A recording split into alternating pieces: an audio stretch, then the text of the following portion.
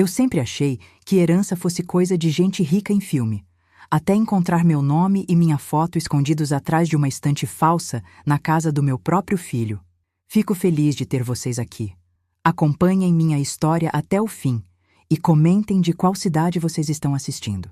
Isso me ajuda a saber que tem gente aí ouvindo. Agora vamos lá. Foi exatamente no terceiro dia cuidando daquela cachorrada que a minha vida virou do avesso. Não que os 2 primeiros dias aguentando os 3 poodles mimados do Renato e da Bianca tivessem sido um mar de rosas. Muito pelo contrário. O Boris, aquele pestinha, já tinha destruído um dos meus chinelos havaianas, transformando a borracha em picadinho pela sala. E a Mel? A Mel tinha conseguido a proeza de cavar um buraco por baixo da cerca elétrica e fugir para o quintal do vizinho, me fazendo passar uma vergonha danada gritando o nome dela na rua.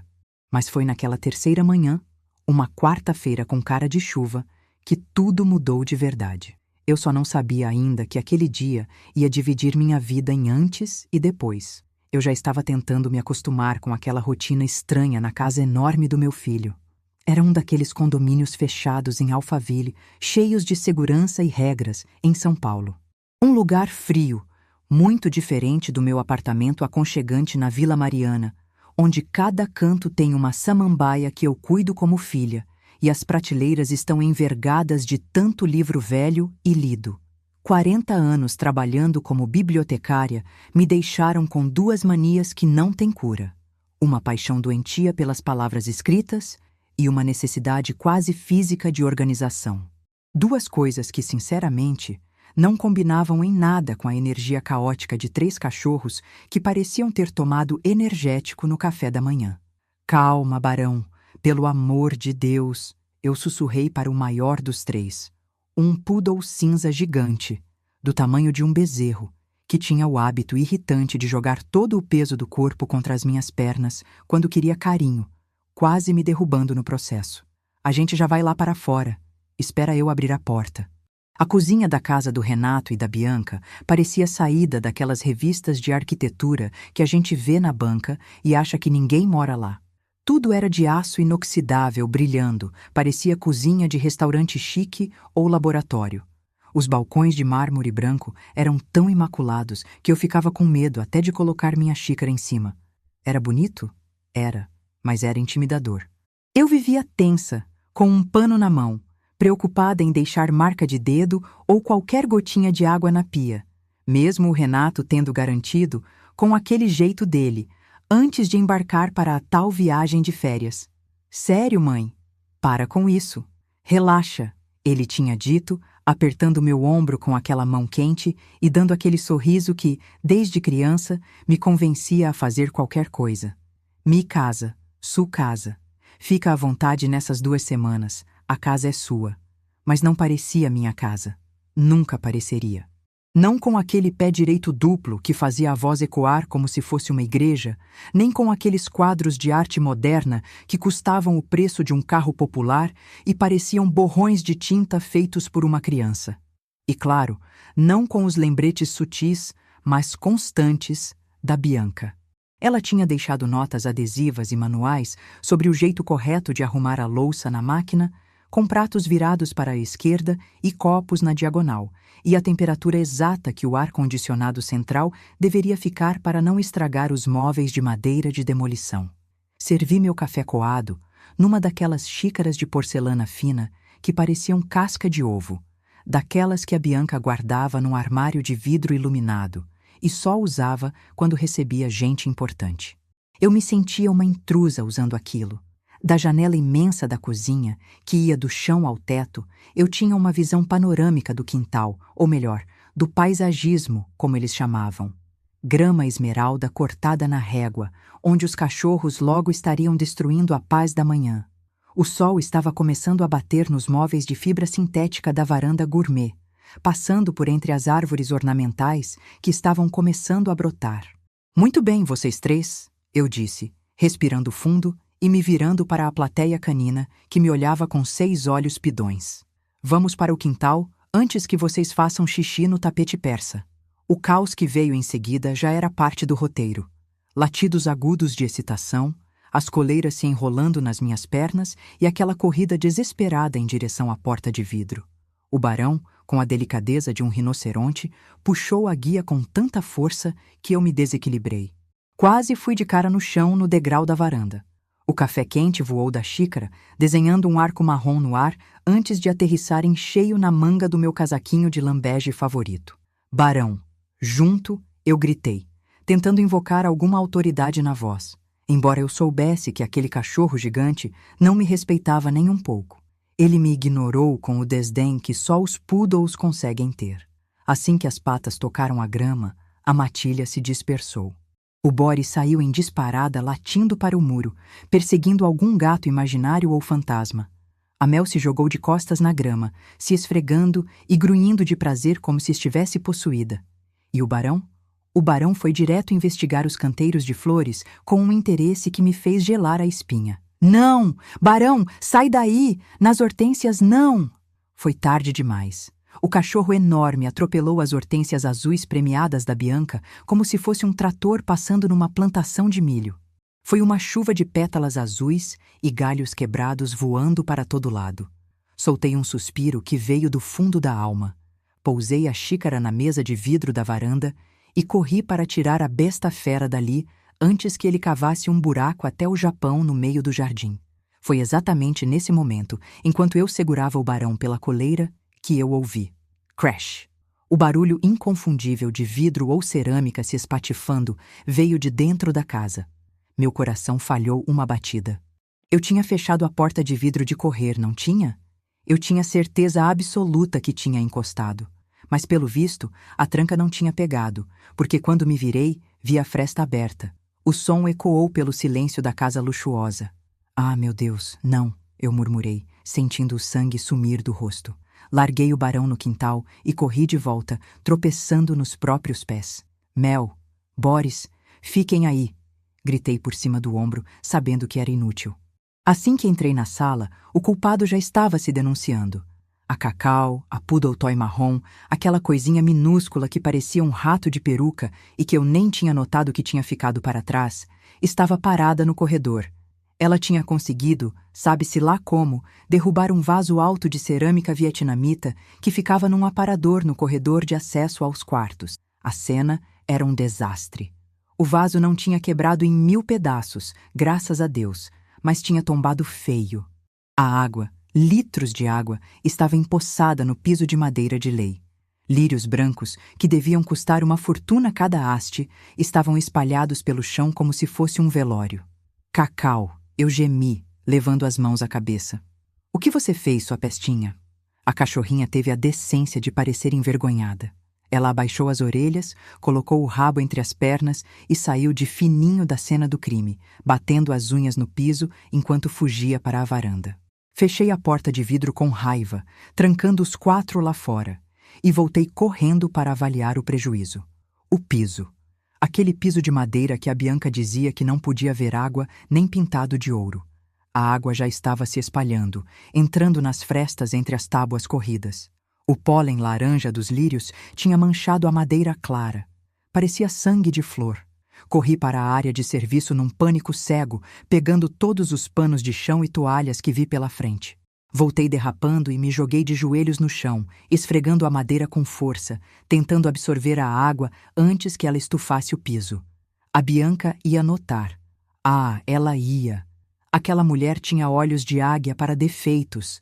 Mas se eu fosse rápida, talvez, só talvez, o dano fosse imperceptível.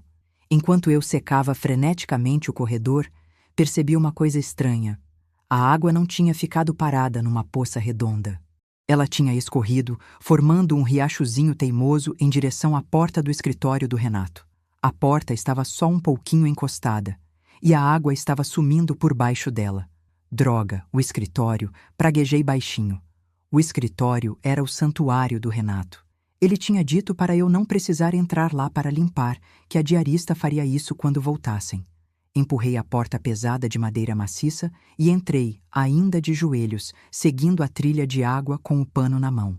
Foi aí que eu parei. A água tinha corrido até a parede do fundo, onde ficava uma estante gigantesca, daquelas embutidas que cobria a parede inteira, do chão ao teto. Mas a água não estava empoçando na frente do rodapé da estante. Ela estava entrando embaixo da estante. E o mais estranho, parecia que tinha um desnível ali, como se a estante não estivesse encostada no chão de verdade. Ué, franzi a testa.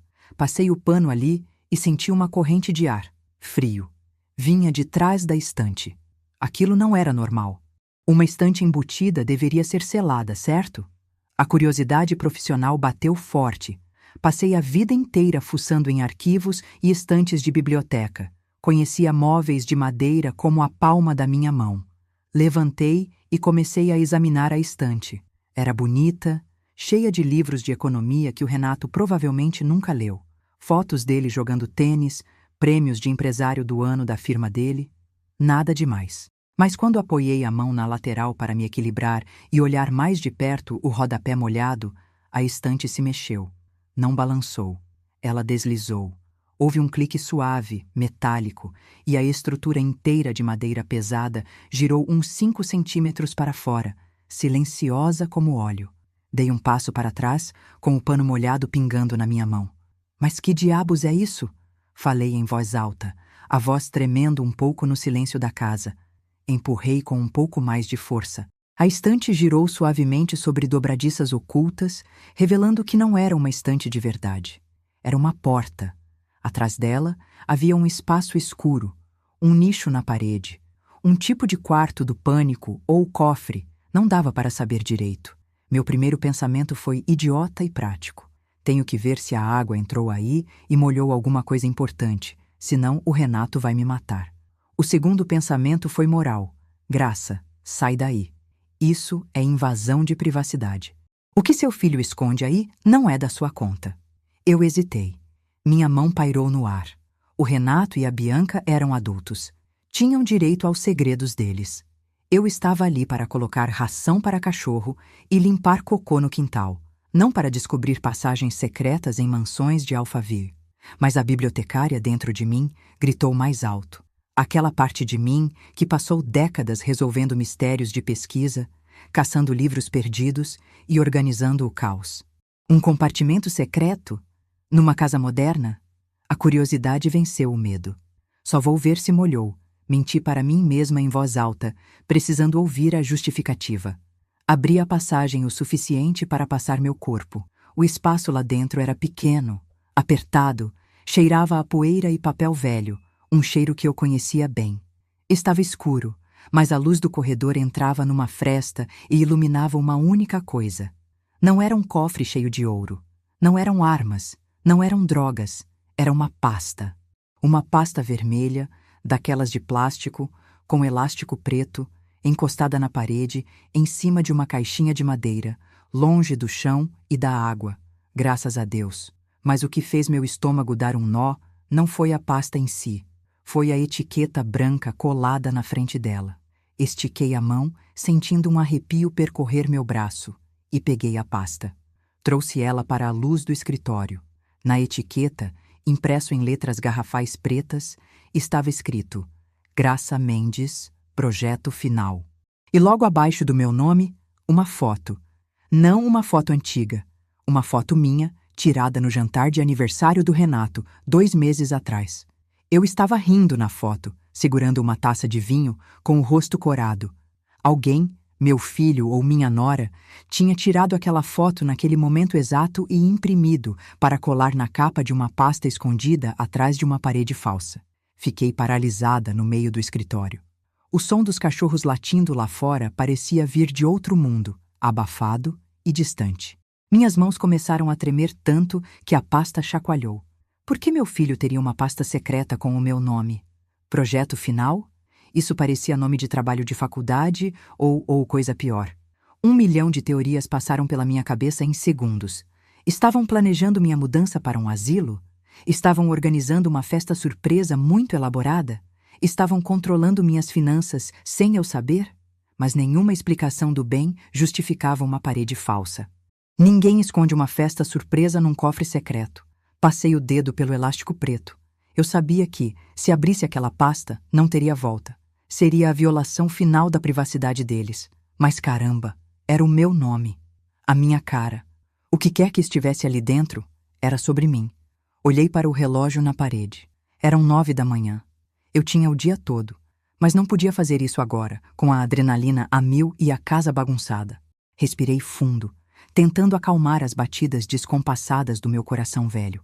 Coloquei a pasta de volta no nicho, exatamente no mesmo ângulo que encontrei. Empurrei a estante de volta até ouvir o clique suave da tranca magnética. Voltei para o corredor. Terminei de secar o chão como um robô. Joguei os lírios no lixo. Escondi o vaso atrás de uma planta grande na sala para a Bianca não ver logo de cara que estava lascado. Soltei os cachorros, dei comida para eles, limpei as patas sujas de terra do barão. Fiz tudo no piloto automático, mas minha cabeça estava lá dentro daquela parede. Esperei a noite cair. O dia se arrastou como uma tortura chinesa. Cada minuto parecia uma hora. Quando finalmente deu 6 da tarde, alimentei os bichos, coloquei eles na sala de televisão com o ar-condicionado ligado e fui para a cozinha. Fiz um chá de camomila bem forte, precisava de calmante, mas não tinha remédio. Com a xícara na mão, caminhei pelo corredor escuro até o escritório. A casa estava silenciosa, exceto pelo zumbido da geladeira e o som abafado da televisão na sala. Entrei no escritório e tranquei a porta por dentro. Fui até a estante. Minhas mãos suavam frio. Empurrei. Clique. A passagem se abriu. Peguei a pasta vermelha. Sentei na cadeira de couro giratória do Renato, aquela cadeira de presidente de empresa que custava mais que meu sofá inteiro. Acendi o abajur da mesa. A luz amarela iluminou a etiqueta. Graça Mendes. Tirei o elástico. Abri a capa. A primeira folha não era um planejamento de festa. Não era brochura de asilo. O título do documento, em papel timbrado oficial, fez meu sangue gelar nas veias. Testamento e última vontade de Walter Eduardo Mendes. Tio Walter. Eu soltei o ar que nem sabia que estava prendendo. Walter Mendes. O irmão mais velho do meu pai. O tio maluco, como a família chamava. Ele tinha desaparecido no interior de Minas Gerais há mais de 30 anos. Vivia isolado num casarão caindo aos pedaços, cercado de velharias. A última vez que ouvi falar dele foi quando mandou um cartão de Natal bizarro, 5 anos atrás, escrito em latim. Olhei a data no topo do documento. 6 meses atrás, o tio Walter tinha morrido. E ninguém me contou. Nem meu filho, nem ninguém. Virei a página, meus olhos de bibliotecária escaneando o texto jurídico com a velocidade de quem passou a vida lendo. Pulei os preâmbulos, as cláusulas padrão, até chegar na parte da distribuição dos bens. Tive que reler 3 vezes. Achei que estava lendo errado. Achei que fosse erro de digitação. Deixo a totalidade dos meus bens, incluindo a propriedade conhecida como Solar dos Mendes, todo o seu acervo histórico e ativos financeiros, avaliados em aproximadamente 25 milhões de reais, para minha única parente de sangue viva e capaz. Minha sobrinha neta, Graça Eleonora Mendes. 25 milhões. A xícara de chá tremeu na minha mão e eu tive que pousá-la na mesa para não derrubar. Eu estava tonta. O tio Walter era milionário? Aquele velho que usava roupas remendadas e vivia no mato? E ele tinha deixado tudo para mim? Mas a confusão logo deu lugar a um sentimento muito pior. O horror. Se ele morreu há 6 meses e me deixou tudo, por que eu estava ali, sentada no escuro, contando moedas da minha aposentadoria para pagar o condomínio, sem saber de nada? Virei a próxima página e a resposta veio como um soco no estômago. Era uma carta. Papel timbrado de um escritório de advocacia. Brandão e Associados, Advocacia e Consultoria Histórica, Tiradentes, Minas Gerais. A carta era endereçada ao Renato. Data: 3 meses atrás. Prezado senhor Renato Mendes, conforme nossas tentativas frustradas de contato direto com a senhora Graça Mendes, via correio e telefone fixo, solicitamos sua intervenção urgente. Sua mãe é a herdeira universal do espólio de Walter Mendes. Precisamos que ela compareça ao nosso escritório em Tiradentes para a leitura formal e assinatura da transferência de bens. Caso não haja manifestação em 90 dias, o processo entrará em litígio. Eles tentaram falar comigo. Tentativas frustradas. Como? Eu não saía de casa. E então, grampeado na carta, um bilhete. Uma nota adesiva amarela.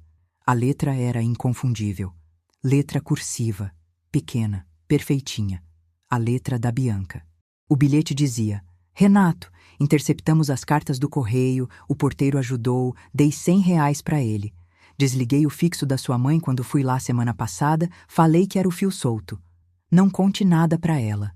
Se a velha souber desse dinheiro, ela vai querer doar tudo para caridade ou para aquela neta ingrata. A gente precisa desse dinheiro para ontem. O banco vai tomar a casa mês que vem. Segue o plano B. Plano B. Minhas lágrimas começaram a cair, molhando o papel caro do testamento. A velha. Neta ingrata, a Mariana, minha neta. A única alegria da minha vida. Banco vai tomar a casa. Continuei folheando a pasta, agora com raiva misturada ao choro. Era um dossiê do crime. Havia extratos bancários do Renato e da Bianca. Vermelhos. Tudo no vermelho. A conta da empresa do Renato estava negativa em R$ 200 mil. O cartão de crédito da Bianca tinha uma fatura de 80 mil em aberto. Havia um aviso extrajudicial de leilão da casa onde eu estava sentada agora. Eles viviam de aparência. Eram falidos posando de milionários. E então, o tal plano B. Era uma folha impressa, com tópicos, como se fosse um projeto da empresa do Renato. Isolar a Graça. Mandar ela para casa, cuidar dos cachorros. Férias falsas no Caribe. Estamos indo para Tiradentes, Minas Gerais. Impostora. Contratar Ângela Vieira, atriz de teatro amador, contato anexo. Caracterização. Peruca grisalha comprada, óculos fundo de garrafa comprados, roupas de velha, peguei umas blusas do armário da Graça. Execução. Levar a Ângela no escritório do Dr. Brandão dia 24. Amanhã. Assinar tudo, transferir o dinheiro para a conta holding no Panamá e sumir. Tinha até uma foto da tal Ângela. Uma mulher que tinha a minha idade, o meu tipo físico. Com a peruca e os óculos, numa foto granulada, ela parecia eu. Eu fechei a pasta. O silêncio da casa pesava toneladas. Meu filho. O menino para quem eu lia histórias de ninar. O homem que segurou minha mão no enterro do pai. Ele não estava de férias no Caribe. Ele estava em Minas Gerais, agora mesmo, num hotel, ensaiando uma atriz para roubar a própria mãe. Ele ia me deixar na miséria, perder minha herança, enquanto eu cuidava dos cachorros dele de graça. Olhei para o cartão de visita do advogado que estava preso num clipe. Doutor Hélio Brandão. Telefone com DDD 32. Eu tinha duas escolhas. Eu podia chorar, ligar para ele e perguntar por quê. Eu podia desabar. Ou eu podia fazer o que o tio Walter, aquele velho maluco e genial, esperaria de uma Mendes. Enxuguei as lágrimas com as costas da mão. A tristeza virou uma pedra fria e dura no meu peito. Uma pedra chamada raiva. Você errou feio, Renato. Sussurrei para a sala vazia. Você esqueceu que sua mãe passou a vida inteira achando coisas que estavam perdidas. Peguei meu celular. Amanhã cedo, o Renato ia ter uma surpresa. E não ia ser uma festa. O sol nem tinha nascido direito e eu já estava de pé na cozinha, com a pasta vermelha aberta em cima da mesa de vidro, ao lado de uma xícara de café fumegante e um bloco de notas amarelo. Meus olhos ardiam. Eu não tinha pregado o olho a noite inteira. Cada vez que cochilava, sonhava com o Renato rindo de mim, com a Bianca contando dinheiro e com aquela tal de Ângela usando o meu rosto. Os 3 poodles dormiam embolados no tapete da sala, roncando num som rítmico que, em outros dias, eu acharia fofo.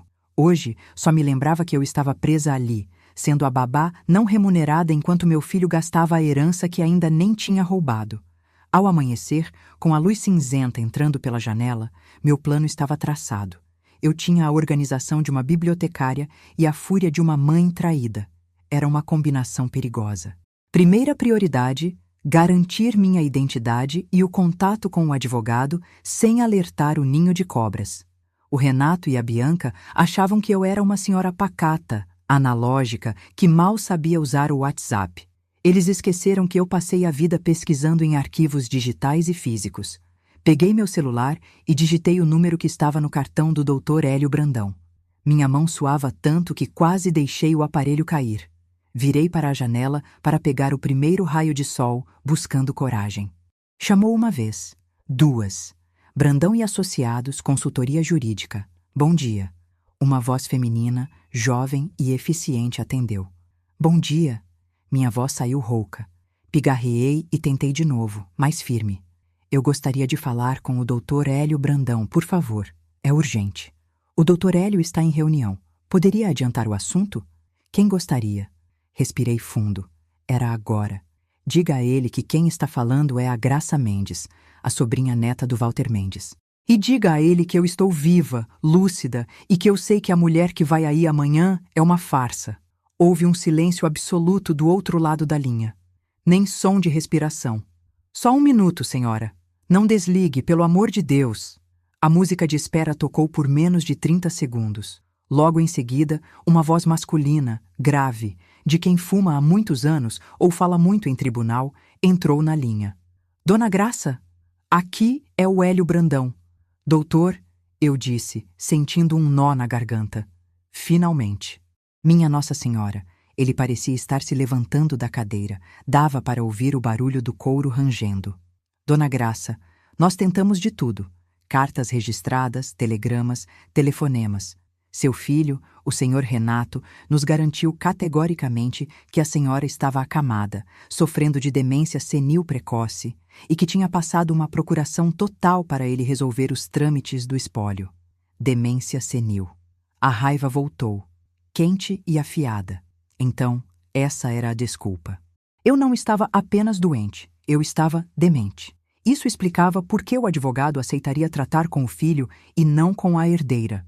Doutor Hélio, minha saúde mental é ótima. Eu resolvo palavras cruzadas nível difícil em 10 minutos e catalogo livros de memória. Falei com toda a dignidade que consegui reunir. Eu não sabia de nada. Nem da morte do tio Walter, nem da herança, nem que meu filho estava aí. Descobri tudo ontem à noite, porque eles esqueceram uma pasta escondida na casa. Isso é gravíssimo, Dona Graça. Isso é tentativa de estelionato, falsidade ideológica, apropriação indébita. A lista de crimes é longa. O tom dele mudou de surpresa para profissionalismo jurídico. Onde a senhora está? Em São Paulo. Na casa do meu filho. A senhora consegue vir para Tiradentes? Hoje? Olhei para o relógio. Eram 7 da manhã. Consigo. Devo levar umas 6 horas de carro se o trânsito na Fernão Dias ajudar. Venha. Por favor, venha. Traga tudo o que puder para provar quem a senhora é. Fotos antigas, documentos originais, certidão de casamento, tudo. Nós precisamos montar uma barreira jurídica antes que eles pisem aqui amanhã de manhã. Eu vou levar mais do que documentos, doutor. Eu vou levar a prova do crime. Ótimo. Dona Graça, ele hesitou. Eu sinto muito que a senhora tenha que descobrir isso dessa forma. O Walter tinha um carinho imenso pela senhora. Ele falava que a senhora era a única cabeça pensante que sobrou na família. Aquilo me desmontou um pouco. Segurei o choro. Obrigada, doutor. Eu chego aí no começo da tarde. E, por favor, discrição total. Eu quero pegar eles no pulo. Desliguei o telefone e entrei em modo de combate. Fui até o quarto de hóspedes onde eu estava dormindo e joguei minhas coisas numa mala pequena. Roupas confortáveis, mas alinhadas. Eu não ia encontrar o advogado vestida de vovó. Peguei meu melhor conjunto de linho, sapatos confortáveis para dirigir e, claro, a pasta vermelha. A pasta foi para o fundo da bolsa, protegida como se fosse a joia da coroa. Agora, o problema logístico. Os cachorros. Eu não podia simplesmente largar os bichos. A Jenny, a passeadora, ou dog walker, como a Bianca gostava de chamar para justificar o preço absurdo, vinha todos os dias às 2 da tarde. Peguei o bloco de notas e escrevi um bilhete com a minha letra caprichada, deixando bem visível no balcão da ilha da cozinha. Jenny, querida, tive um imprevisto médico, uma consulta de emergência que demorou para agendar e vai levar o dia todo. Deixei ração extra e água fresca. Por favor, dê uma atenção especial ao Barão, ele está carente. Se eu não voltar até a noite, minha neta Mariana tem a chave extra. Mentira, mas servia para acalmar. Volto tarde. Obrigada, Graça. Deixei potes de comida cheios até a boca, troquei a água e fiz um carinho rápido na cabeça do Barão. Comportem-se, ouviu? E não deixem ninguém entrar. Saí pela porta da frente, tranquei tudo com as 2 chaves e ativei o alarme. Entrei no meu carro, um sedã nacional prateado de 5 anos atrás. Bem conservado, mas que parecia uma lata de sardinha, estacionado ao lado da SUV importada do Renato, que tinha ficado na garagem. Quando o portão da garagem se abriu e eu ganhei a rua, senti uma mistura vertiginosa de medo e liberdade. Aos 68 anos, eu estava fugindo de casa para salvar minha fortuna e minha honra. Liguei o Waze e digitei: Rua Direita, Tiradentes, Minas Gerais. O aplicativo calculou 482 quilômetros, 5 horas e 45 minutos. Respirei fundo, ajeitei os óculos escuros e acelerei. A saída de São Paulo foi o inferno de sempre. A Marginal Tietê estava engarrafada, cheia de caminhões e daquela fumaça cinza que cobre a cidade.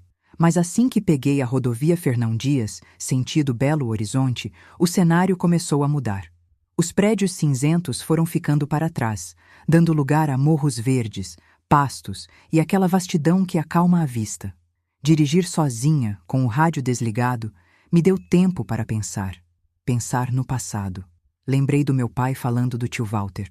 O Walter é louco, Graça. Gastou o dinheiro todo que herdou comprando papel velho e mapa rasgado. Diz que é preservação histórica. Eu chamo de acumulação de lixo. Meu pai nunca entendeu. O Renato, pelo visto, puxou ao avô. Só via valor no que podia vender ou ostentar. Mas eu sempre fui a menina curiosa que ficava quieta no canto ouvindo as histórias. Lembrei de uma visita ao sítio, quando eu tinha uns 10 anos. O tio Walter me levou para uma sala cheia de poeira e me mostrou uma carta amarelada. Olha isso, Gracinha. Isso aqui foi escrito por Dom Pedro II. Toca. Sente a textura do papel. Isso não é só papel. É o tempo congelado. Eu toquei. E me apaixonei pela história ali. Talvez por isso virei bibliotecária. E agora, aquele velho louco tinha me deixado tudo. O solar, a coleção, o dinheiro. Ele sabia. Ele sabia que, no fundo, eu era a única que não venderia a carta de Dom Pedro para comprar um carro esporte.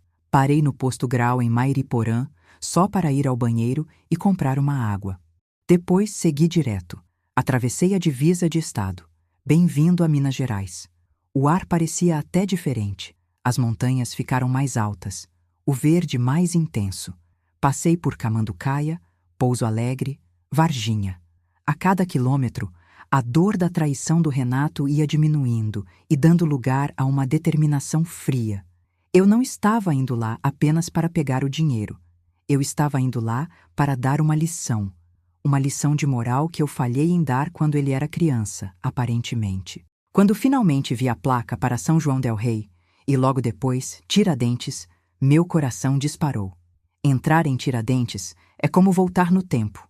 O calçamento de pedra-pé de moleque fez o carro trepidar, me obrigando a reduzir a velocidade. As casas coloniais brancas com janelas coloridas, azuis, amarelas, verdes, se alinhavam nas ruas estreitas.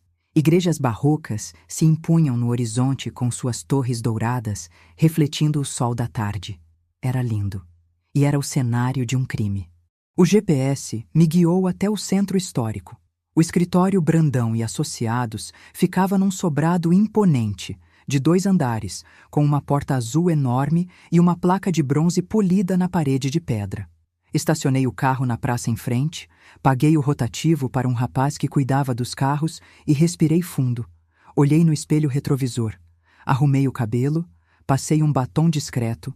O rosto que me encarava de volta tinha olheiras, sim, mas tinha um brilho nos olhos que eu não via há décadas. Peguei a bolsa com a pasta vermelha. Atravessei a rua sentindo as pedras irregulares sob meus pés. Toquei a campainha. A porta pesada se abriu com um zumbido elétrico. A recepção era fresca, com cheiro de madeira encerada e café coado na hora. Móveis de jacarandá, tapetes persas antigos. Aquilo cheirava a dinheiro antigo, tradição e seriedade. Dona Graça Mendes, a recepcionista, a mesma da voz jovem do telefone, levantou-se imediatamente. Ela me olhou como se estivesse vendo uma celebridade ou uma fantasma. Por favor, entre. O Dr. Hélio cancelou a agenda da tarde só para esperar a senhora. Ela me guiou por um corredor forrado de livros de direito encadernados em couro até uma sala ampla nos fundos, com janelas abertas para um jardim interno cheio de orquídeas. O Dr. Hélio Brandão veio ao meu encontro. Era um homem alto, na casa dos 70 anos, vestindo um terno de linho claro impecável, sem gravata, mas com uma elegância natural. Tinha cabelos brancos penteados para trás e olhos sagazes por trás de óculos de aros grossos. Dona Graça, ele estendeu as 2 mãos e segurou a minha com firmeza. Que prazer imenso e que alívio ver a senhora em carne e osso. O prazer é meu, doutor, respondi. Sentei-me na cadeira de couro que ele ofereceu. Aceita um café? Uma água? Um calmante? Ele brincou, mas com um fundo de seriedade. Um café, por favor, sem açúcar.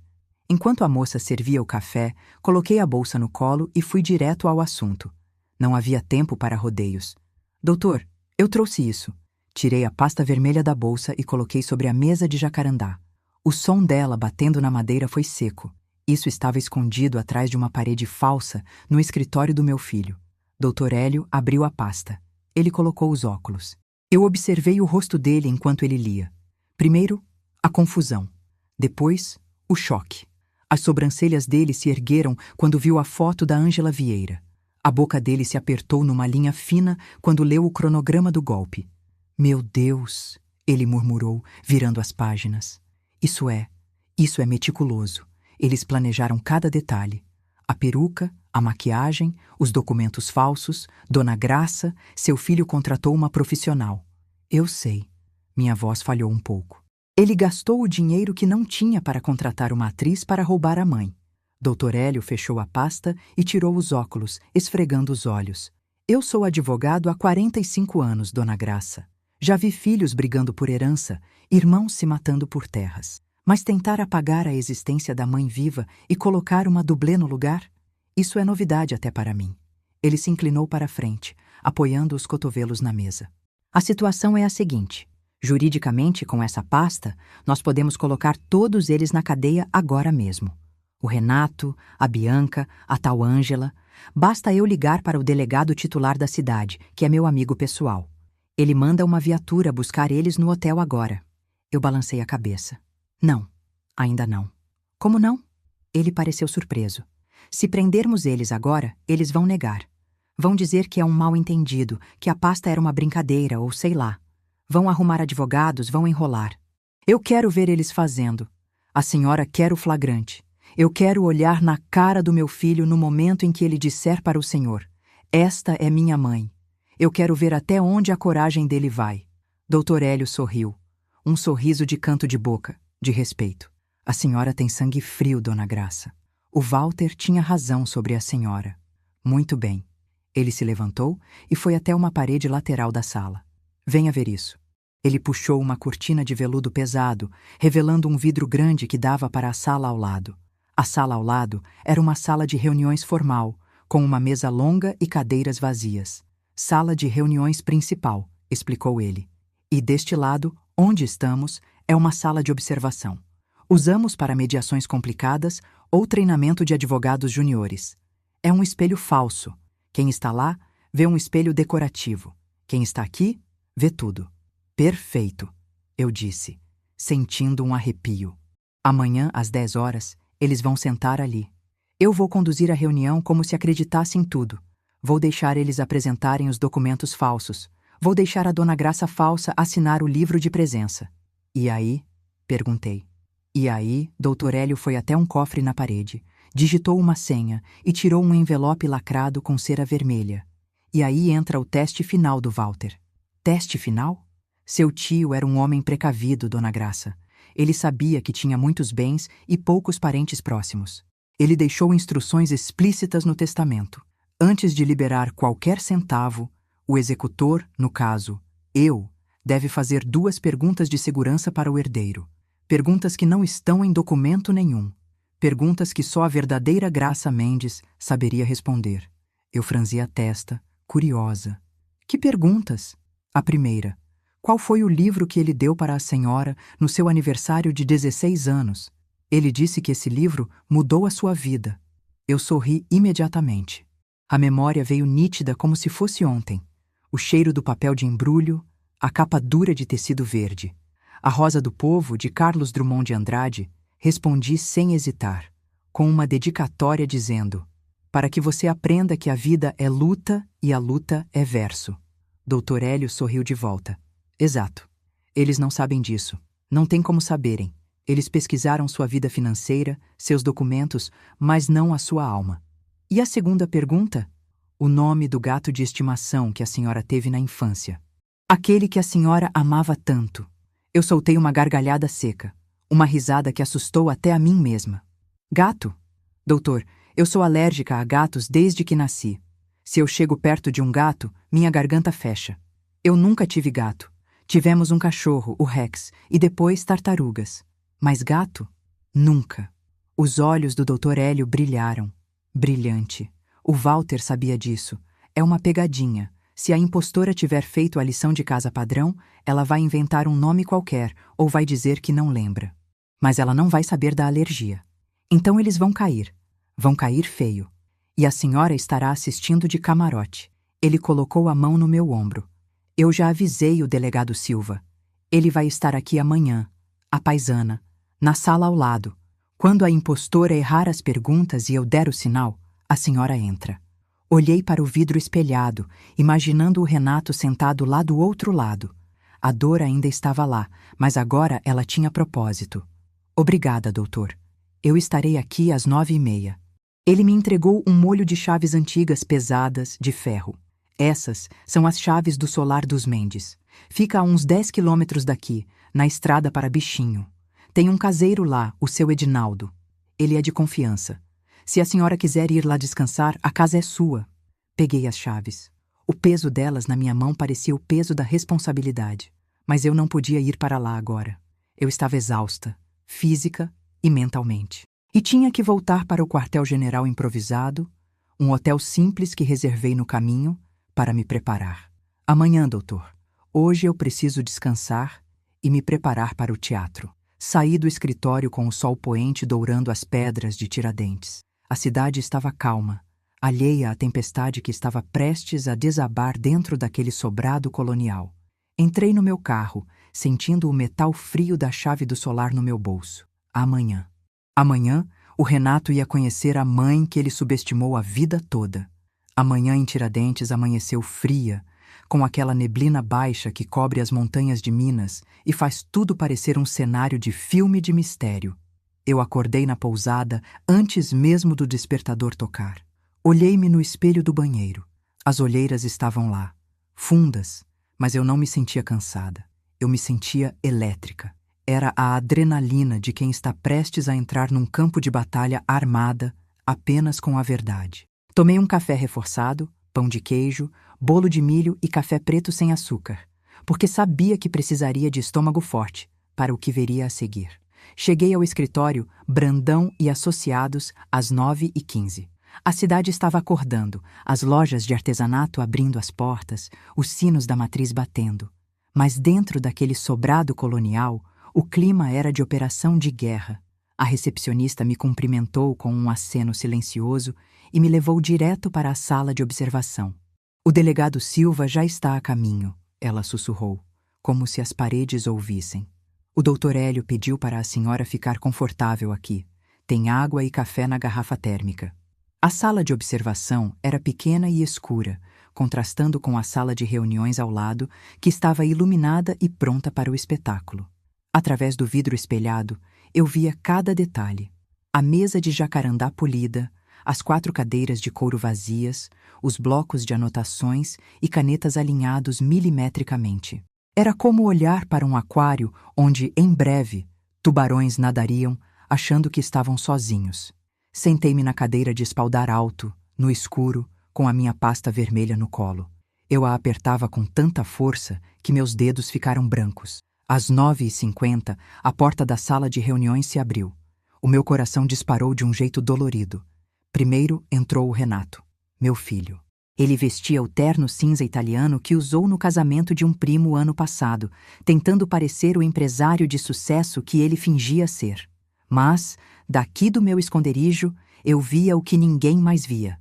A tensão nos ombros dele, o jeito como ele ajeitava a gravata compulsivamente, o suor brilhando na testa, apesar do ar-condicionado. Logo atrás veio a Bianca. Ela estava impecável, como sempre, num vestido tubinho preto de grife, salto alto e aquela bolsa de marca que custava mais que meu carro. Mas o rosto dela estava duro. Ela olhava para os lados com desconfiança, avaliando o escritório, calculando o valor dos móveis, julgando o ambiente. E então entrou ela. Eu levei a mão à boca para abafar um grito de indignação. Ângela Vieira, a atriz. Ela estava vestida como uma caricatura de mim. Usava um cardigan bege de tricô, parecido com o que o barão sujou de café ontem, uma saia midi florida que eu jamais usaria, muito estampada para o meu gosto, e sapatos baixos ortopédicos. A peruca grisalha era bem feita, admito, mas o corte estava errado, muito curto, muito senhora. E ela usava óculos de grau pendurados numa correntinha no pescoço. Era ofensivo. Era assim que meu filho me via? Como uma velhinha estereotipada de novela das 6. Eles se sentaram. Renato na ponta, Bianca ao lado e a falsa Graça no meio, de frente para a cadeira vazia do Dr. Hélio. O sistema de som da sala de observação era excelente. Eu ouvia até a respiração deles. Você tem certeza que ele não vai pedir mais nada? A voz da Bianca soou estridente, nervosa. Relaxa, Bianca. Renato respondeu, mas a voz dele tremia. A pasta dizia que o Dr. Hélio é velho, deve ser um advogado de província, deslumbrado. A gente entra, assina e sai. O dinheiro cai na conta em 24 horas. E você, Ângela? Bianca se virou para a atriz. Lembre-se, você é um pouco surda e fala devagar. Não saia do personagem. Pode deixar, querida, a atriz respondeu, já imitando meu tom de voz, mas com um sotaque mineiro forçado que eu não tenho. Sou paulistana da Gema. Tô pronta. A porta se abriu novamente e o Dr. Hélio entrou. Ele estava magnífico em sua atuação. Sorridente, acolhedor, com aquela aura de avô bondoso que esconde uma mente afiada. Bom dia! Bom dia! Ele saudou, apertando a mão de todos. Desculpem a demora. Estava finalizando a papelada dessa maravilha de herança. Ele parou diante da impostora e segurou as mãos dela com carinho. Dona Graça Mendes, que honra finalmente conhecer a senhora pessoalmente. Depois de tantas cartas devolvidas, tantos telefonemas perdidos, é um alívio ver que a senhora está bem. A atriz sorriu, um sorriso tímido e treinado. Ah, doutor, a velhice tem dessas coisas, ela disse, com a voz trêmula. Eu ando meio esquecida, sabe? Mas meu filho Renato cuida de tudo para mim. Eu senti uma onda de náusea. Ouvir alguém usar meu nome, minha identidade, para justificar a própria incompetência inventada era uma violação. Compreendo perfeitamente, disse Dr. Hélio, sentando-se à cabeceira. Vamos aos trâmites. Tenho aqui a escritura do solar dos Mendes e as ordens de pagamento dos fundos de investimento. Estamos falando de um patrimônio total de 25 milhões de reais. Vi os olhos da Bianca brilharem. Ela praticamente lambeu os lábios. O Renato se ajeitou na cadeira, parecendo mais relaxado agora que o dinheiro foi mencionado. Mas antes, Dr. Hélio levantou um dedo. Protocolo de segurança. Exigência do falecido Walter. A senhora trouxe seus documentos? Claro. Renato se adiantou, tirando uma pasta de couro da maleta. Registro geral, CPF, comprovante de residência. Tudo aqui. Dr. Hélio pegou os documentos. Eram falsificações perfeitas. Ele os examinou com uma lupa, fazendo teatro. Impecável.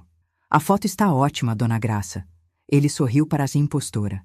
Agora, só faltam as 2 perguntinhas de verificação. Coisa rápida, só para constar na ata. O Walter era meio excêntrico com segurança, sabe como é. A tensão na sala mudou instantaneamente. Renato parou de sorrir. Bianca cruzou os braços. A atriz olhou para o Renato de soslaio. Perguntas? Renato questionou.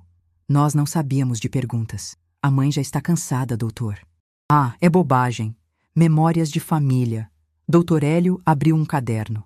Primeira pergunta, Dona Graça. Seu tio Walter deixou escrito que o presente de 16 anos que ele deu para a senhora foi o que definiu o seu amor pela literatura. A senhora poderia me dizer qual foi o livro? Eu prendi a respiração na sala escura. Renato e Bianca trocaram um olhar de pânico rápido. Eu vi o Renato fazer um sinal discreto com a cabeça, quase imperceptível. Eles tinham ensaiado isso. Eles achavam que sabiam.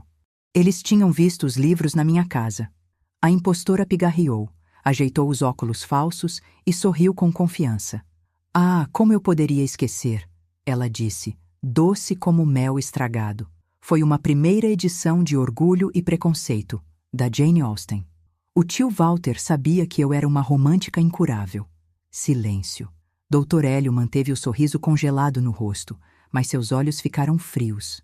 Ele anotou algo no caderno devagar. Orgulho e Preconceito interessante. Uma bela obra. Ele não disse que estava errado. Ele deixou a corda esticar. Renato soltou o ar, aliviado. Ele achou que tinha colado. E a segunda pergunta, continuou o advogado. Essa é mais pessoal. O Walter mencionou na última carta dele o quanto a senhora sofreu quando seu animalzinho de estimação da infância morreu. Qual era o nome do seu gato, Dona Graça? Aquele gato malhado que a senhora amava tanto?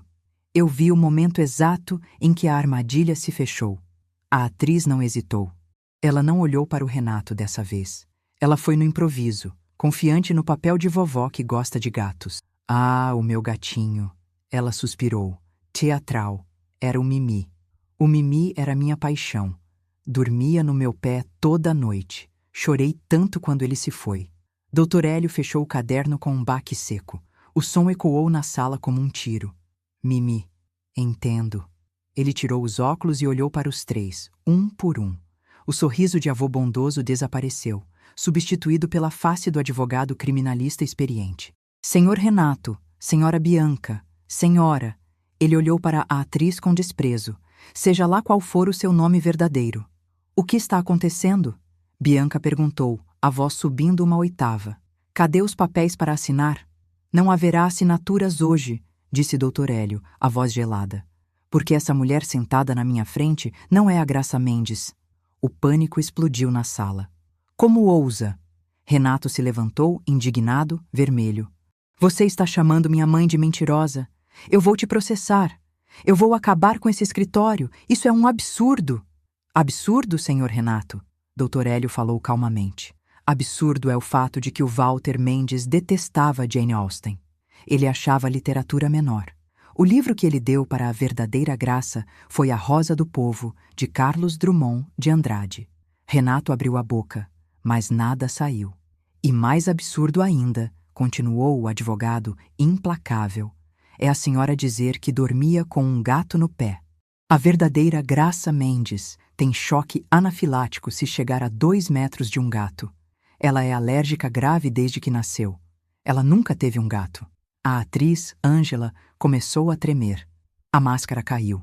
Ela tirou os óculos falsos e olhou para o Renato com medo. Você disse que estava tudo certo! Ela gritou para ele, esquecendo o sotaque e a voz de velha. Você disse que era só assinar. Eu não quero ser presa. Cala a boca! Bianca sibilou para ela. Acabou, disse Dr. Hélio. Ele apertou um botão no interfone da mesa. Pode entrar. Essa era a minha deixa. Na sala escura, eu me levantei. Minhas pernas tremiam, mas não de medo, de raiva, de decepção, de poder. Abri a porta que conectava as 2 salas.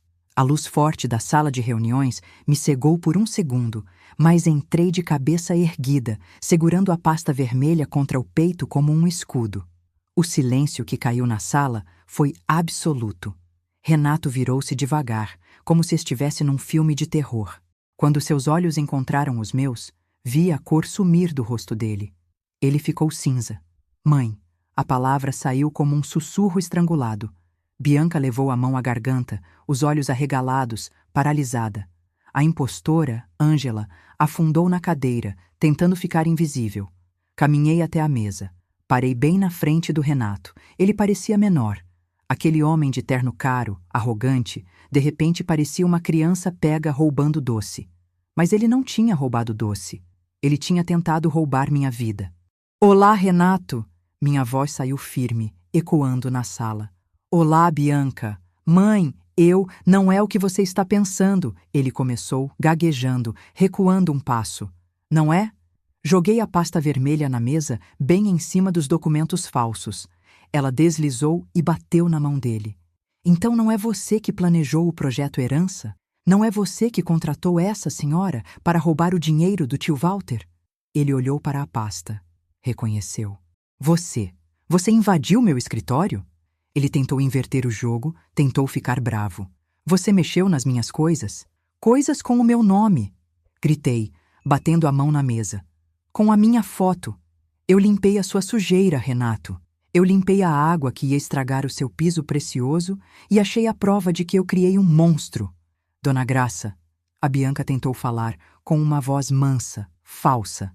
Nós fizemos isso pro seu bem. A senhora não entende de finanças. É muito dinheiro. A gente ia administrar. Cale a boca, Bianca. Cortei, olhando para ela com nojo. A velha vai doar tudo para caridade. Foi isso que você escreveu no bilhete, não foi? Neta ingrata. Você ia roubar até o futuro da sua própria filha. Nesse momento, a porta principal da sala se abriu com força. O delegado Silva entrou, acompanhado de 2 policiais fardados. Ele não estava para brincadeira. Bom dia a todos, disse ele, com aquela voz grossa de autoridade. Doutor Hélio, o flagrante está confirmado? Confirmadíssimo, delegado, respondeu Doutor Hélio. Tentativa de estelionato, uso de documento falso e falsidade ideológica, tudo gravado e testemunhado. Ângela, a atriz, começou a chorar alto. Eu fui contratada. Eu sou atriz. Eles disseram que era um documentário. Ela mentiu, desesperada. Vamos conversar na delegacia, minha senhora, disse um dos policiais, levantando-a da cadeira. O policial foi até o Renato e puxou os braços dele para trás. O clique das algemas fechando nos pulsos do meu filho foi o som mais triste que já ouvi na vida. Mais triste que terra caindo em caixão.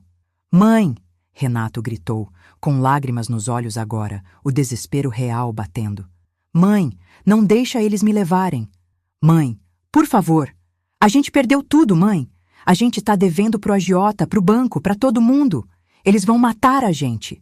Eu fiz isso por desespero. Eu olhei para ele. Meu filho, algemado, chorando. Uma parte de mim, a parte mãe, queria abraçar ele, pagar a fiança, resolver tudo. Mas a parte mulher, a parte cidadã, a parte Graça Mendes, sabia que se eu fizesse isso, eu estaria condenando ele a ser esse fracasso moral para sempre. Desespero não justifica crime, Renato, eu disse, com as lágrimas escorrendo pelo meu rosto agora. Se você tivesse vindo até mim, se tivesse dito mãe, eu falhei, me ajuda. Eu teria dado o sangue para te ajudar, mas você escolheu roubar. Você escolheu apagar a sua mãe. Bianca! Ele gritou para a esposa, que estava sendo algemada pelo outro policial, branca como cera. Faz alguma coisa! Eu! Ela gritou de volta, histérica. A ideia foi sua. Você disse que a velha era burra. Você disse que ia ser fácil. Levem, disse o delegado Silva. Os policiais começaram a arrastar os 3 para fora da sala. O doutor Hélio ficou ao meu lado, em silêncio, me oferecendo apoio. Eu vi meu filho ser levado porta afora, gritando meu nome. Quando a porta se fechou, o silêncio voltou. Mas não era um silêncio de paz. Era o silêncio de uma bomba que acabou de explodir e deixou só destruição. Caí na cadeira, exausta. O doutor Hélio colocou um copo de água na minha frente. A senhora foi incrível, Dona Graça, de uma força que eu raramente vi. Tomei um gole da água, tentando parar de tremer. Doutor, falei, olhando para o vazio. Eu acabei de mandar meu filho para a cadeia. Não, ele corrigiu suavemente. Ele se mandou para a cadeia. A senhora só impediu que ele levasse a senhora junto para o buraco. Respirei fundo. A dor era física, mas junto com a dor vinha uma clareza. Acabou. A mentira acabou. O que acontece agora? Perguntei. Agora, o delegado vai formalizar o inquérito. Eles vão ficar detidos preventivamente, pelo menos até a audiência de custódia. Como é crime sem violência e eles têm réu primário, provavelmente vão responder em liberdade, mas com restrições severas. O processo vai correr. Eu não quero vingança, doutor, murmurei. Eu quero justiça, mas eu também quero. Eu quero ver o que sobrou da minha família. Bom, a senhora tem uma herança para receber, lembrou ele, e um solar para visitar. As chaves estão no seu bolso. Tateei o bolso do meu casaquinho de linho. O metal frio das chaves do solar dos Mendes. O legado do tio Walter. Eu preciso ir lá, decidi. Preciso sair dessa cidade, desse escritório, desse horror. Preciso ver o lugar que o Walter amava tanto. Talvez lá eu encontre alguma resposta. Levantei-me. Ajeitei a roupa. Sequei o rosto. Obrigada por tudo, Hélio. A senhora quer que eu vá junto? Ofereceu ele. Não. Eu preciso fazer isso sozinha. Eu e os fantasmas dos Mendes. Saí do escritório e caminhei até meu carro na praça. O sol do meio-dia estava forte, iluminando as igrejas de Tiradentes. A vida continuava. As pessoas passavam rindo, turistas tiravam fotos. Ninguém sabia que, dentro daquele prédio antigo, uma família tinha acabado de se despedaçar. Entrei no carro, liguei o Waze e digitei o endereço do solar. Era hora de conhecer a minha nova casa e descobrir quem era a nova Graça Mendes que nascia hoje, das cinzas daquela mãe ingênua que morreu na sala de reuniões. Saí de Tiradentes com o sol da tarde batendo no para-brisa, seguindo as instruções que o Dr. Hélio tinha me passado. O caminho para o solar dos Mendes não era longe. Ficava na estrada que vai para o distrito de Bichinho, aos pés da majestosa Serra de São José. Conforme os pneus do meu carro deixavam o calçamento de pedra da cidade e pegavam a estrada de terra batida, senti uma mudança no ar. A poeira vermelha de Minas levantava atrás de mim, cobrindo o passado recente, enquanto a paisagem se abria em morros verdes, pontilhados de gado e ipês que começavam a florir. Era um cenário de paz absoluta, o oposto completo da guerra que eu tinha acabado de travar na sala de reuniões. O GPS indicou uma entrada discreta à esquerda. Um portão de ferro forjado, alto e antigo, guardava a entrada. Não havia câmeras de segurança ostensivas, nem guaritas blindadas como no condomínio do Renato. Havia apenas um muro baixo de pedra bruta, coberto de era, e uma placa de madeira maciça, talhada à mão, balançando levemente ao vento. Solar dos Mendes. Desci do carro para abrir o portão com um molho de chaves pesadas que o advogado me deu. Mas não foi preciso. Antes que eu tocasse no metal, um homem saiu de uma casinha caiada de branco logo na entrada. Ele devia ter uns 60 anos, pele curtida pelo sol da roça, usando um chapéu de palha e botinas gastas. Dona Graça? Ele perguntou, tirando o chapéu num gesto de respeito antigo, que a gente quase não vê mais na cidade grande. Sou eu mesma. O senhor deve ser o seu Edinaldo. O próprio, às suas ordens. O Dr. Hélio me avisou que a senhora vinha. Ele abriu um sorriso largo que encheu o rosto de rugas simpáticas. Seja bem-vinda à sua casa, patroa. O seu Walter, ele falava que esse dia ia chegar. Ele dizia, Edinaldo, um dia a graça vem. E quando ela vier, a casa volta a ter vida. Aquelas palavras me deram um nó na garganta. Sua casa. Entrei com o carro pela alameda de jabuticabeiras centenárias que levava até a sede. E quando a casa se revelou, no final do caminho, eu tive que parar o carro e descer. A foto no escritório do advogado não fazia justiça. O solar dos Mendes não era apenas uma casa, era um monumento. Era um casarão colonial de 2 andares, com janelões de madeira azul anil e paredes de taipa branquíssimas. Uma varanda enorme circundava toda a frente, com redes balançando e vasos de barro cheios de avencas. O telhado, com suas telhas de barro envelhecidas pelo tempo, parecia abraçar a estrutura. E atrás de tudo, como uma moldura pintada por Deus, o paredão de pedra da Serra de São José. Subi os degraus de pedra-sabão da varanda, sentindo o peso da história. Seu Edinaldo abriu a porta principal de folha dupla, feita de jacarandá maciço. Fique à vontade, Dona Graça.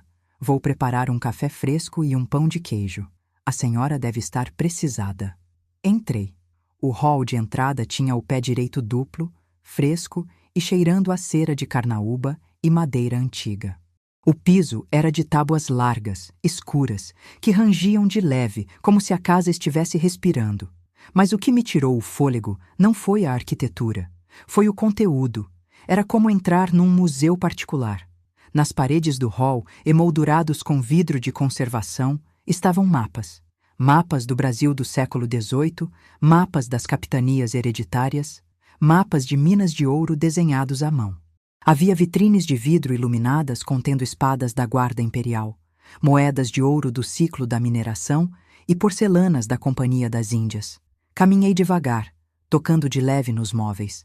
Passei pela sala de jantar, com uma mesa que caberia 20 pessoas, e entrei na biblioteca. A biblioteca. Para uma bibliotecária, aquilo era o paraíso. Estantes do chão ao teto, forradas de livros raros, lombadas de couro, letras douradas descascadas, o cheiro inebriante de papel envelhecido. No centro, uma mesa de trabalho enorme, coberta de papéis organizados em pilhas meticulosas. Essa era a sala de comando do seu Walter, disse seu Edinaldo, aparecendo na porta com uma bandeja de prata contendo café e quitandas mineiras. Ele passava o dia e a noite aqui, catalogando, escrevendo, conversando com os papéis. Aproximei-me da mesa. Havia uma lupa de latão, uma caneta tinteiro e, bem no centro, sobre o mata-borrão de couro verde, uma pasta, outra pasta vermelha. Igualzinha àquela que encontrei na casa do Renato, mas essa parecia mais antiga, o elástico um pouco frouxo. Sentei-me na cadeira do meu tio. O couro rangeu, moldando-se ao meu corpo como se estivesse me esperando. Peguei a pasta. Na etiqueta, com a letra tremida do tio Walter, estava escrito: "Para a graça, leia quando chegar." Minhas mãos tremeram ao abrir. Dentro havia uma carta longa, manuscrita em papel pautado amarelo. "Minha querida Graça, se você está sentada na minha cadeira lendo isso, significa que você venceu. Significa que você foi mais esperta que os abutres, mais forte que a ganância e digna do nome Mendes. Eu sabia que seria você. Você deve estar olhando em volta, vendo essa fortuna em antiguidades, o dinheiro no banco, a propriedade e se perguntando: por que, tio Walter? Por que guardar tudo isso em segredo? A resposta é simples e dolorosa: reparação. Nossa família, Graça, nem sempre foi honesta. A fortuna original do nosso avô Frederico, aquela que pagou os estudos do seu pai e os meus, veio de lugares escuros. Ele comprou documentos históricos roubados de arquivos públicos durante a confusão da República Velha. Ele comprou terras de gente que não sabia ler o contrato. Ele construiu um império sobre a ignorância alheia. Eu descobri isso tarde demais. Passei a minha vida tentando consertar. Usei o dinheiro sujo para recomprar a nossa história. Cada carta da Inconfidência Mineira que está naquela vitrine, cada documento da escravidão que eu resgatei de leilões na Europa, tudo isso deveria ser do povo brasileiro, mas estava trancado em cofres de colecionadores gringos. Eu trouxe tudo de volta para casa, para o Brasil. Agora, a missão é sua. O Solar dos Mendes não é uma casa de férias, é um cofre forte da memória nacional. Museus vão te procurar, universidades vão te assediar. O Renato, se não estiver preso, eu espero que você tenha dado um susto nele. Vai querer vender tudo para comprar carros importados. Não deixe. Proteja a história. Você tem 3 caminhos sugeridos nos envelopes anexos: doar para o Arquivo Nacional, criar uma fundação privada ou fazer uma parceria com uma universidade federal. A escolha é sua. Confio no seu julgamento de bibliotecária. Cuide do Solar, cuide do Edinaldo e, por favor, tente perdoar o Renato. O dinheiro corrompe os fracos, mas a misericórdia define os fortes.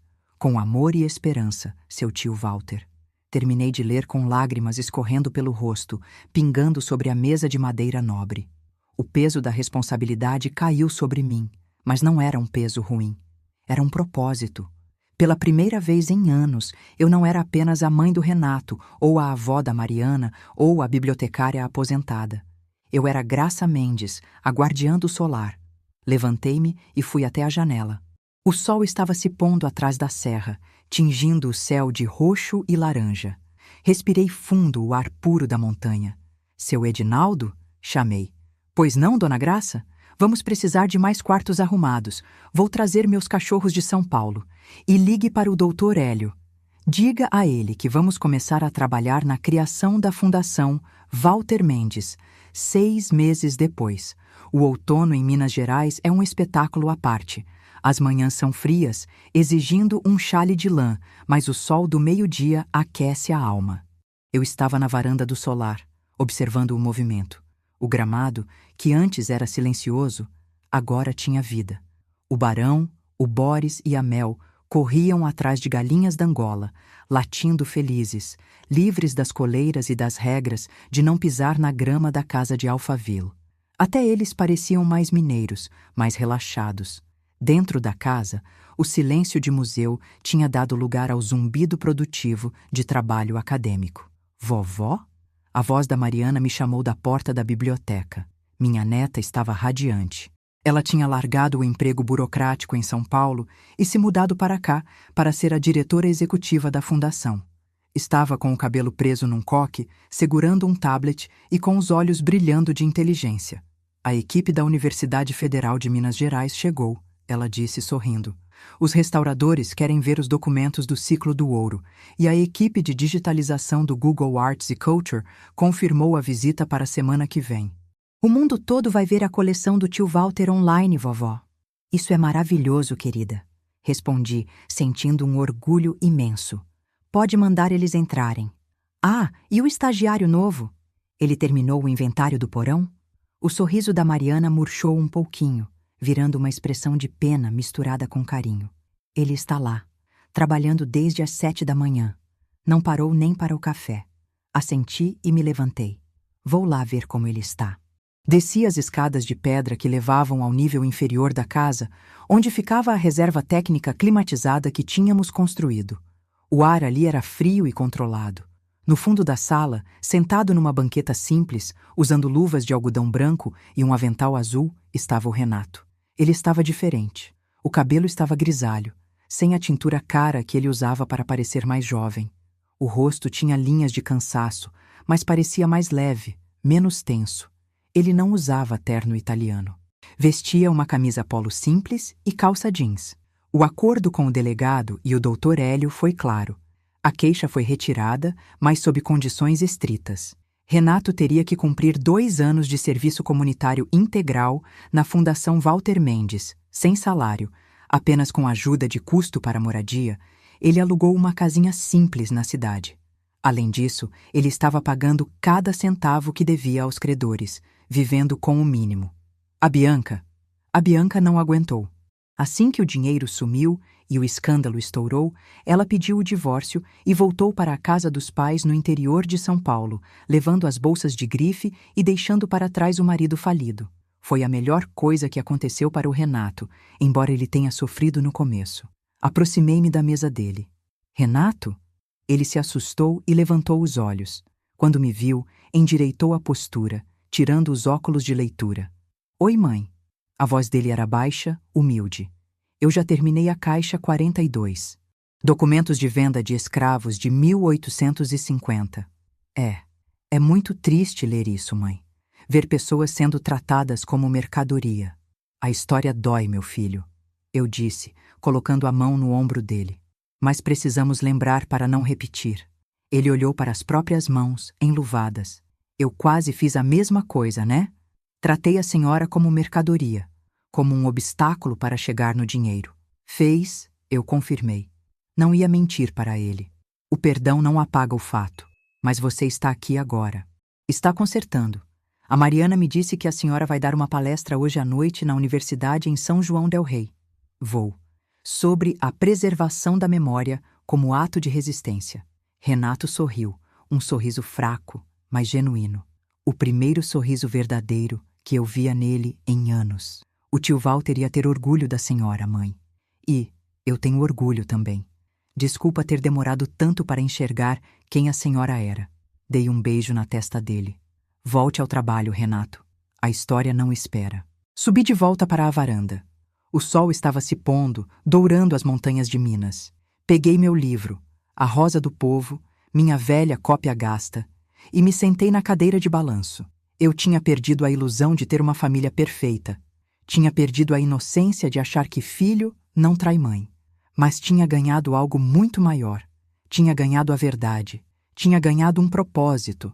Tinha salvado minha neta de um futuro fútil e estava, aos poucos, salvando meu filho dele mesmo. O barão veio correndo e apoiou as patas pesadas no meu colo, pedindo carinho. Cocei atrás da orelha dele e olhei para o horizonte. A vida, pensei, é como uma daquelas estantes de biblioteca. Às vezes está bagunçada, às vezes tem livro no lugar errado, às vezes a gente acha uma pasta vermelha escondida que muda tudo. Mas no final, se a gente tiver paciência e coragem, a gente consegue colocar tudo em ordem. E a minha ordem agora era essa. Fechei o livro, respirei fundo o cheiro de mato e café e sorri. Eu sou Graça Mendes, e essa é a minha história. Obrigada por ouvir. Se tiver gostado da história, compartilhe sua opinião nos comentários. O que faria diferente, de onde está me ouvindo e que nota essa história merece. Fique à vontade para contar a sua também. E não esquece de se inscrever no canal, isso me ajuda a continuar trazendo conteúdos como esse. Até a próxima!